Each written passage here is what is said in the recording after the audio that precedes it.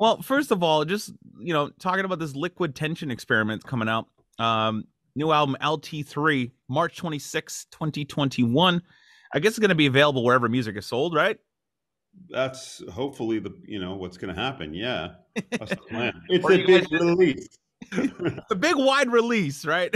right? Well, you never know. I mean, like a lot of people are just sticking to Spotify and Apple Music. Nobody's doing. Absolutely. A lot of people doing that. Well, with Sony Inside Out, who's putting out this record. I mean, and our audience as well. There's still a lot of people who buy physical, Yeah. stuff. Yep.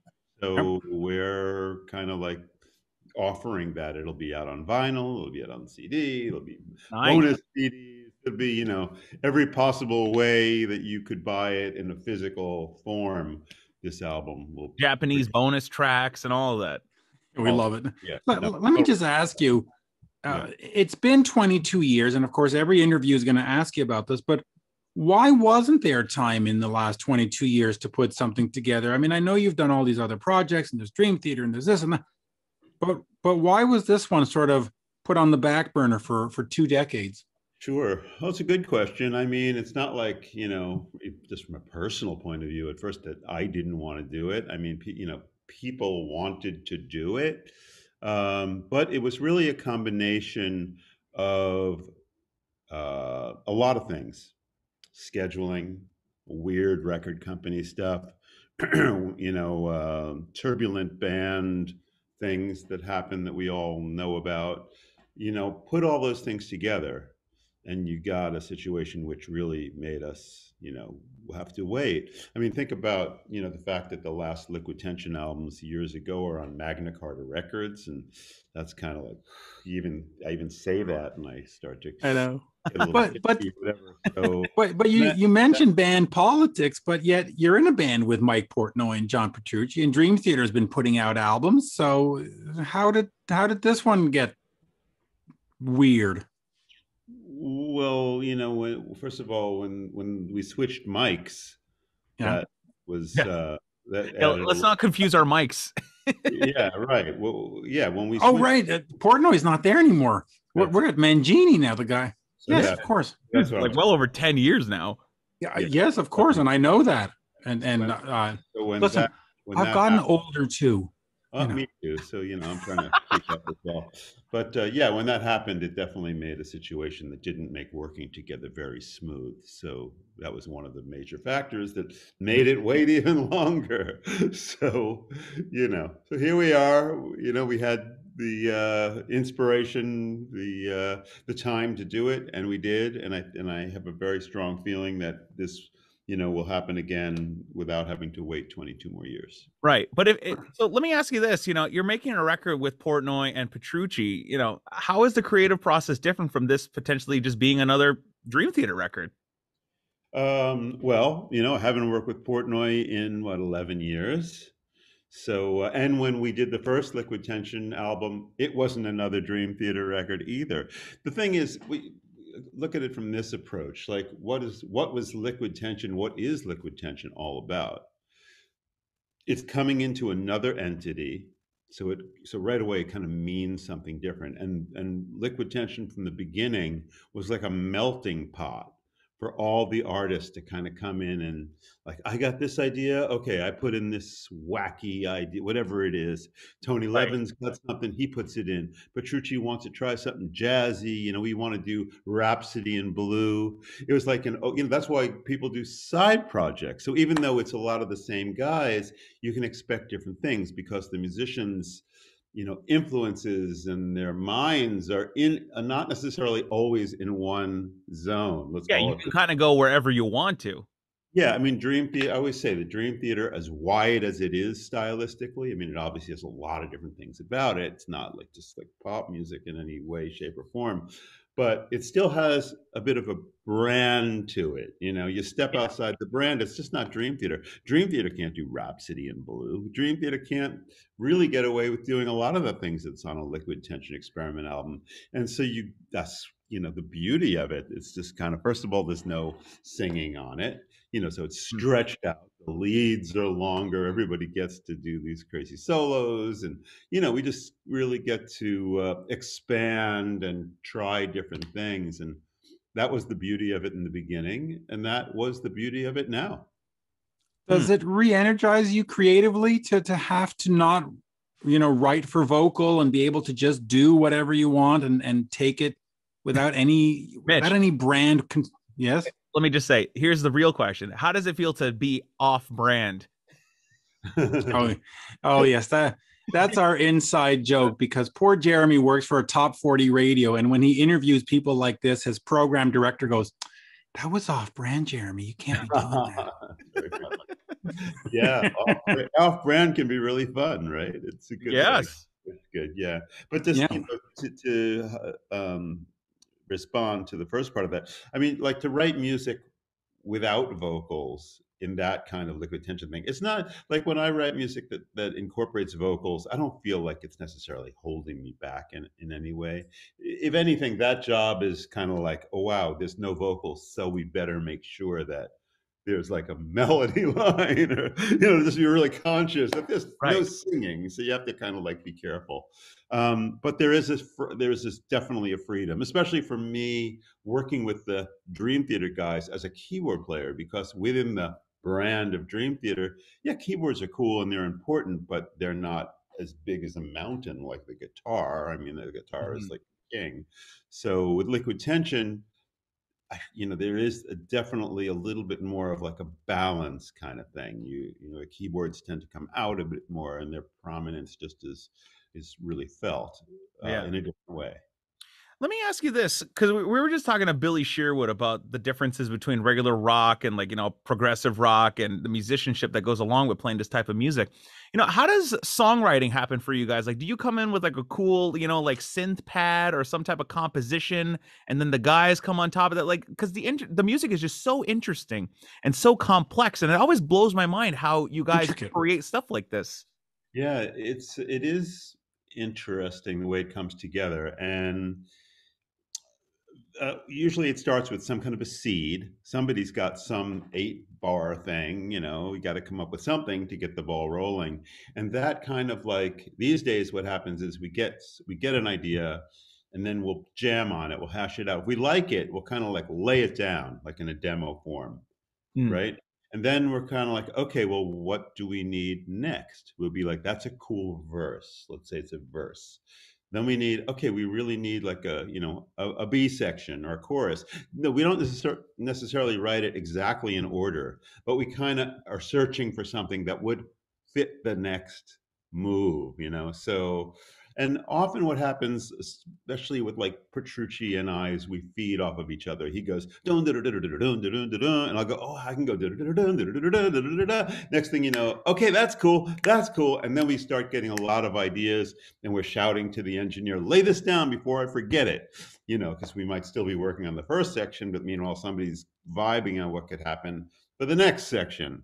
Right. So that happens a lot. Other things that could happen are, we get kind of inventive where, like, again, like Petrucci comes up with something and I'm like, wow, that'd be so cool if like I played something that really went against it in my right hand. It's kind of like a counterpoint. And then I'll just like grab some music paper, and maybe while the other guys are talking or doing whatever the hell they're doing, I'm sitting there figuring out for the next part, which is an interesting skill by itself, because very often in that environment, like, we find ourselves composing when there's a lot of other noise going on.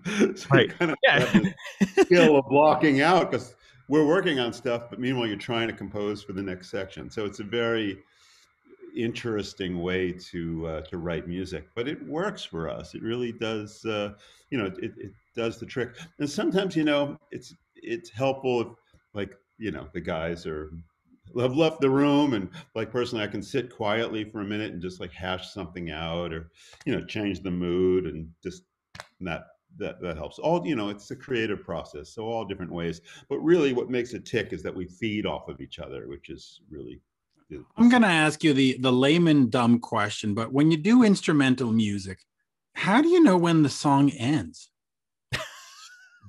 Arthur, no, that's a really good question. That's a good question. It's an excellent question because, the songs, especially like this, could go on and on. Yeah, I mean, like why is the album not just one long 75-minute jam? let me tell you a funny story. So I was doing my last solo album, which was called Wired for Madness. And I finally got the time. I was like, okay, I'm going to go in. I'm going to do this.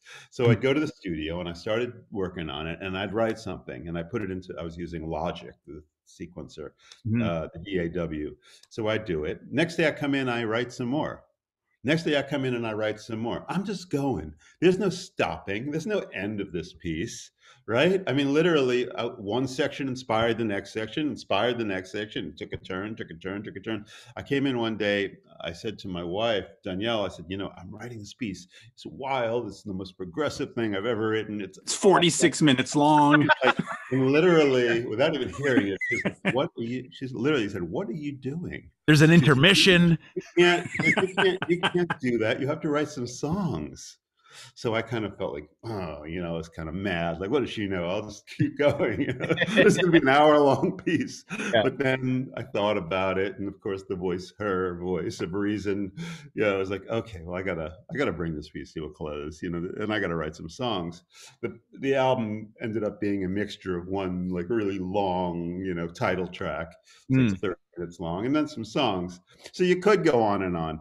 But luckily, I do work with guys who have a very, very strong sense of architecture. So even besides my own talents, these guys have, probably even more of a sense of, okay, this part, we'll move this part here, and then it creates a song. And it's like, so believe it or not, even in like the Dream Theater, Liquid Tension world, there is consideration of what is this structure really gonna be. So there's a beginning and end. We've got hooks, and it might get a little more involved, or it does get more involved in a lot of ways. But sometimes we just decide on, this is going to be an epic, so just let it go. And that's literally the conversation in the studio. Guys, wow, this is really cool. Let's not constrain this. Let's just keep on throwing shit in there. Right. This is the actual conversation. It's like, honey, come and check what we've done. Do you mind just? Yeah. You got 17 minutes to just check out this demo. Right. This little tune I'm writing.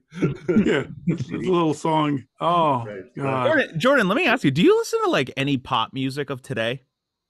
Do I listen to pop music? I listen to all kinds of stuff. I don't like sit down and put on a pop record necessarily. Like, do you ever get in the car and you put on the radio and like it's on your local top 40 station, you hear like a Lady Gaga song or something? I can't say that I do that. I'm more, I guess my guilty pleasure is listening to like the mellow rock station, the one that plays like, James Taylor or Cat Stevens, Elton John. It's maybe it's, getting more mature, that I just yacht rock, settling down into a more mellow vibe, And I tend to like mellow, spacey kind of like stuff, even if it's not like those old, classic things. I'll listen to like Blackfield, or, listen to Sigur Rós, or I'll listen to, just more kind of spacey, gentle things, or Porcupine Tree, or stuff that's not, kind of like some of the prog that I make. I save that for my own compositions with the guys to get totally. Just real quick, since you mentioned Porcupine Tree, have you worked with Steven Wilson, or would you like to work with him? Because what he does in terms of mastering and engineer, just fantastic. Have you done anything with him? Yeah, I played on a couple of his solo albums actually. Okay. And we did a tour together where I went. It was when the Blackfield guys couldn't be brought in from Israel, whatever, because of some problem. So they asked me to come with Aviv Geffen and Steven Wilson, and I did a run with them. And I basically filled in all the sound with the keyboards. And so on that tour, when I played as part of the Blackfield setup, I also did a couple of songs with Steven, live, which was very nice. You can even find some of the stuff if you YouTube it. If you YouTube it, yeah, he's such a great talent. Yeah, we definitely, have a lot of similarities in our musical approaches, so it's always nice to do things together. Yeah, absolutely brilliant. The list of musicians that you played with, like I was just watching a video of you and Elijah Wood from Shania Twain's band jamming on YouTube the other day, and I was like, man, like Elijah, just an incredible drummer, and when she's on tour with Shania, it's completely different than what she would be doing with you. Well, before you answer real quick, Yeah. he is the biggest Shania Twain fan. So this is a geek moment for him. Just to let you know. Awesome. So, you know, like I was on the air, I was traveling to Europe or something like that, or coming back from Europe. Anyway, I was on the plane. Elijah was sitting right across from me. And so we were chatting, and all of a sudden, it was like before we took off, he, at that point, got Yeah. a message saying, "You got the gig." Like, like literally at that moment, Wow. she found out that she was now the drummer of Shania Twain. So, but before that, you know, Elijah was just playing like progressive, you know, music, and I mean all kinds of stuff. But Yeah. I never thought, you know, of Yeah. I Elijah. mean, how do you go from playing all that crazy stuff to, playing Man, I Well, Feel Like a Woman? It's when you're a great great musician, drummer. you just Yeah. can do it. And yeah, she was fantastic at the prog stuff, and you know, just did it very well. Yeah. I mean, that was one of my favorite concerts in 2015, the first tour that she did with her. It was like just Right. powerhouse. And to be honest, Mitch loves it when I bring this up. Mutt Lange's right hand man, Nigel Green, was doing the live sound mix, and the drums just sounded monstrous. So, Yeah, yes, I saw that tour as well, and I got to say that Elijah just killed it. There's a lot of energy, really great, yeah. really all smiles. Do you see yourself working with her again at some point, like doing some little project or? Maybe, yeah, yeah, that could happen. Sure, I don't have any plan for that, but you know, she's so awesome, and we've been actually family friends. I've known Elijah since she was like 2 years old. Mm. Wow. So See, that's great. Hey, yeah, Mitch, do you know who her parents are? yeah, I'm very good friends with the parents. Yeah, Mark and Laura. Yeah. Mitch, do you know what band they do? Mark and Laura? No. What? Uh, it's I was gonna say Trans-Siberian Orchestra. Is it Trans-Siberian Orchestra? Mark played with Trans-Siberian Yeah, Orchestra. that's Okay. what it was. Oh, And okay. Laura sings, but I don't think she ever did anything with With them. Yeah. with Joel Hoekstra and Nathan James and all those. So Yeah. of course we're going to have to go back to the obvious question. Haven't played with Mike in blah blah blah so many years. What was it like having him back in? Were there any ill feelings that needed to be worked out first? I mean, did you have to have sort of a counseling session first, or it's just like, hey, Mike, come on back. It's been too long. We're too old for this. Let's Yeah. just play. Well, I always, you know, for the years stayed in touch with Mike. We just would Of course. have friendly texts and everything like that. And I did join Mike for the Cruise to the Edge tour. We did the Instrumedley, it's called, the progressive thing that we wrote with Dream Theater. So our relationship was pretty good.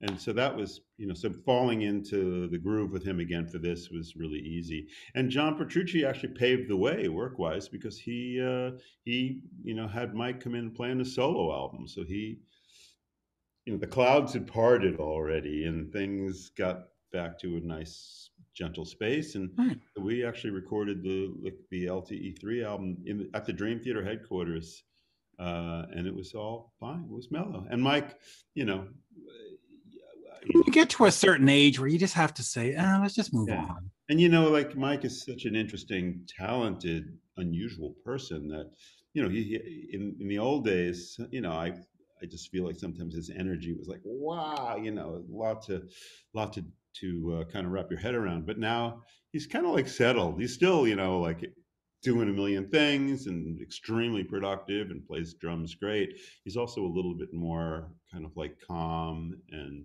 Hello, a Zen. little bit easier to work with. Yeah. Hmm. Yeah. Yeah. So You- see, the Sons of Apollo Dream Theater tour could happen. See. Why not? Do you have to go to Mike Mangini before you work with Portnoy again and say, hey, Mike, listen, this thing's going to be coming out. Don't worry about it. Your gig is fine.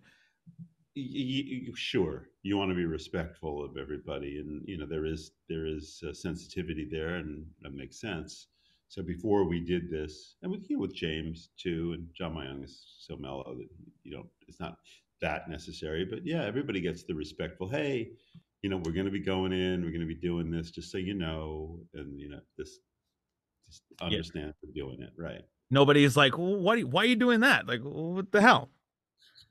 We reached a point where it's kind of like, you know, you do what you do, and Just do your thing. you don't want to have to be an asshole about it. But you know, LTE was destined to get back together again. I mean, there was more requests for this band than anything I've ever done in my whole life. You know, every day, multiple times a day. When's LTE getting back together?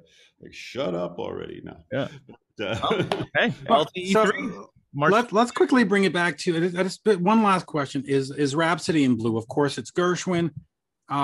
What was that like, bringing that sort of to modern times? I mean, here's a thing that's been sitting around for whatever it is, 50, 60, 70 years. Talk to me about bringing that to fans now and putting your own stamp on it. Yeah, that was awesome. I mean, we had done Rhapsody in Blue live the last time Liquid Tension played gigs many years ago. And Mike came forward when we were, you know, finally decided to do this. He was like, guys, we really should do Rhapsody in Blue in a, you know, for the record.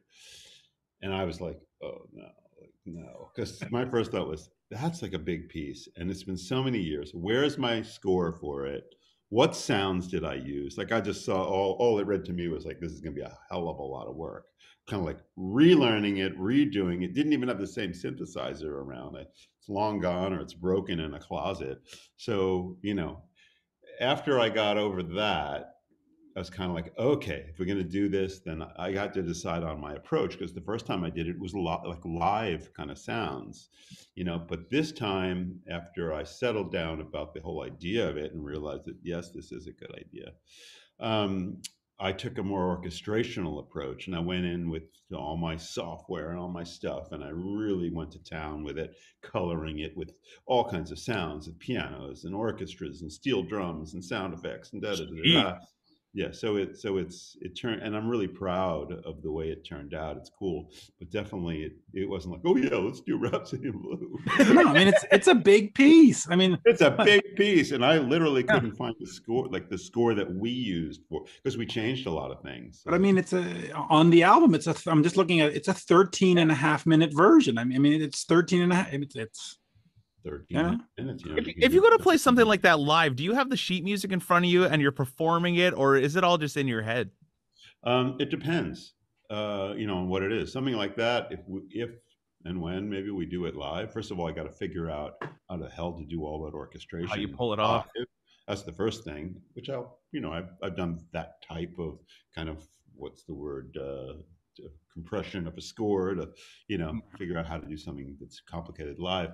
But yeah, I might have some music in front of me telling me, because I usually do a lot of complicated splits and layers in the keyboard and put sounds in funny places to get the job done. Maybe the French horn will be like with my thumb, and the timpani will be with my pinky, and this kind of knows to let me understand how to make that happen, you know. You're really doing like a workout on the keyboard. Oh yeah. Like that. No, do you ever use any kind of tracks to help you out? I generally don't. But okay. Sometimes in musical situations I will. Like when we did the Astonishing, there was so much orchestration going on, and a lot of it was real orchestra on the album. So we decided to leave that in. Although I kind of like extended it even more and added orchestration within my keyboard. But we let some tracks play. So that was a tour that, you know, there were definitely tracks. For the most part, I'll just use tracks for like opening sound effects, maybe because the lights are still out, you know, when the band's going to kick in. I don't need to sit there and be triggering like the beginning of Metropolis or something like that. That can be on a backing track. So I like to, you know, I like to make sure that there's as much energy going into the keyboard and in my performance as possible. And if I put things on backing track, number one, I wouldn't be able to stay in shape at the keyboard, but also I feel like there'd be a lack of real connection and energy, which that's, you know, I want there to be the maximum of that. Right. When you guys do play the tracks, like in your in-ear, because there was recently a tape leaked of a pretty big rock band of their in-ear monitor mix, and it has the click track and all the cues like verse 2, 3, sing, and all those things. Do you guys have those things running and those like audio cues like in your in-ears? It's funny. We all have different things in our in-ears. Like Mike and Jeannie, I have never even heard it, but I'm sure we would all chuckle if we heard it, because there's all kinds of stuff, you know, going on, voices and cues and counts and whatever the hell he does that he's told us he has. With me, I have cues, like I'll have like cowbell kind of cues to wake me up in case I took a nap or something, that in 3 beats my section's coming in, or if there's a part even it's very complicated and you can't really rely on the venue to have a really clean sound, I'll put a click in it so I can be locked, so I mean, yeah, like little helpers like that. Mostly for me it's like click things at those moments where it's like, wow, I really want to make sure I keep this part together, and the click will really help. It's amazing everything that rock stars go through to deliver a great show. So, when you see a guy on Twitter go, it's like, hey, motherfucker, look at everything we've gone through to give you this experience. Like, just enjoy it. Yeah. It's just, I hate seeing people moan about bands playing the tracks on Twitter and social and stuff. And I'm like, they're doing everything they can to give you the best show possible. Yeah. Get your money worth. Like, don't be complaining. Totally. I mean, let's face it. Most bands, almost, I'd say 95% of them use a lot of tracks, unless they're like a hardcore metal bands. It's very raw. But I mean, professional bands are out there and they want it to sound like the album, and and they run tracks. It's just what it is. I mean, in my case, probably run less tracks than others because, hey, I'm. But when you're an arena band, and you're charging 100, 150, $300, $600, like The Weeknd is charging, you can't afford it to have an off night. It has to be good every night because that fan just paid $300. He didn't pay $300 to hear feedback, and he wants to see a show. So yeah. But then there's also that argument that people say, oh, well, if I wanted to hear the album, I just sit at home and put on the CD. So I'll stay at home. Yeah. And I think there's a balance. I mean, in general, well, I mean, if we look at Dream Theater these days, in this period of our career, it's very much about putting on a very dialed in show. We're not doing what we used to do, is like, Portnoy would slip something under the door or whatever, saying, oh, tomorrow we're going to play A Matter of Time off the first album. We go, what? And everybody would kind of like learn it and freak out. And then we go and maybe we would fuck up, but it'd be okay. But, it's like fans would dig it. But, a different kind of a balance.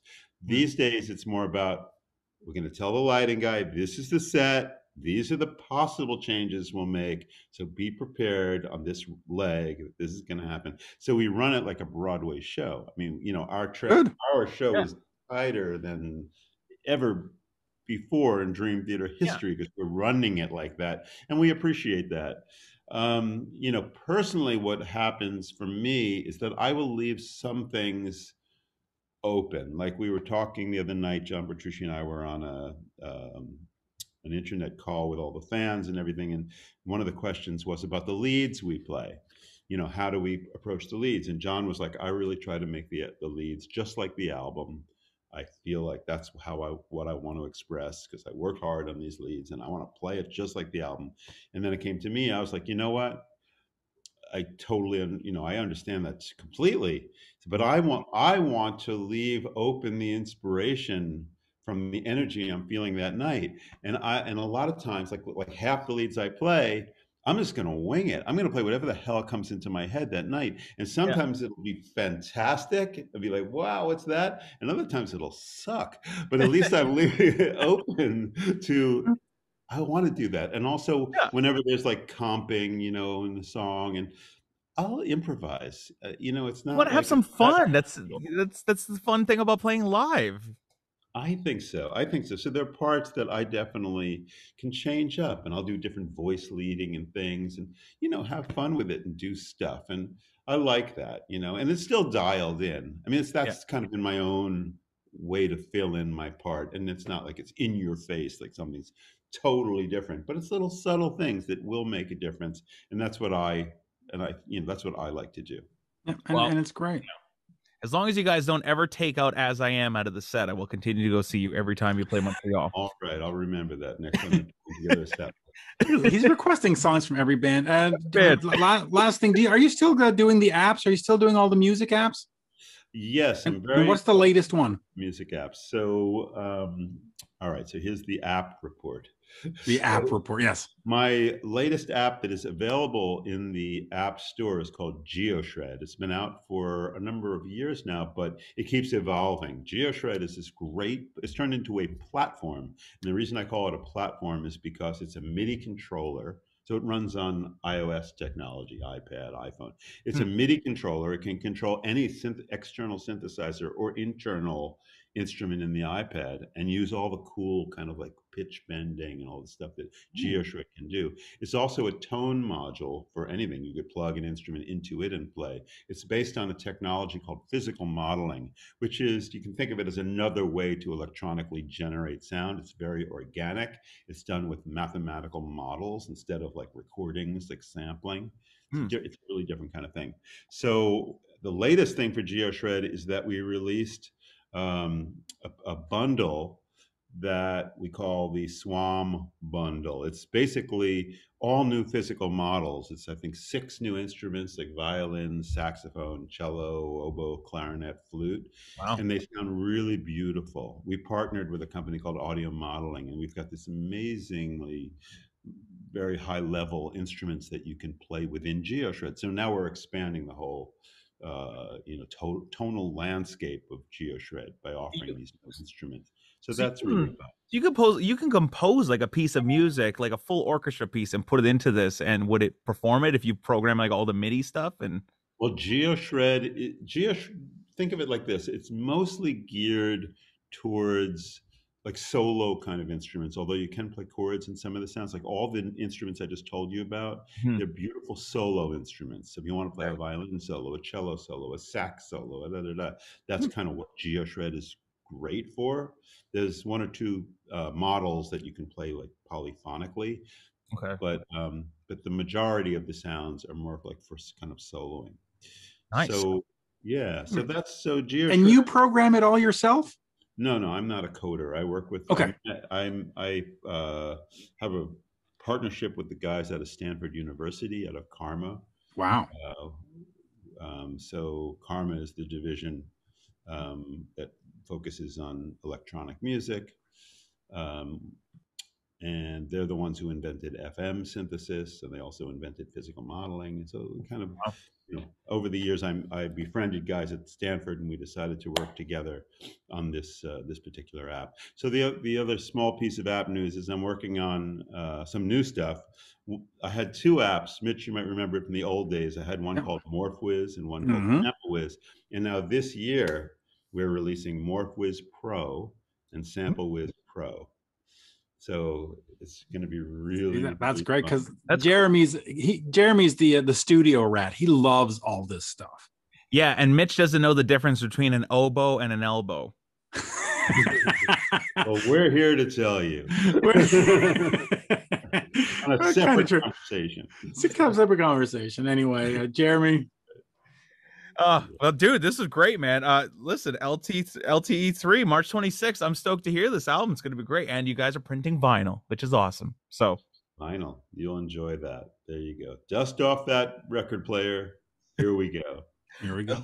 Dust off that mat, people. Exactly. But anyway, as we say in Montreal, merci beaucoup. Always a pleasure. It just never gets old. This is great. Yeah. Well, nice to see you. All right. Thanks, guys.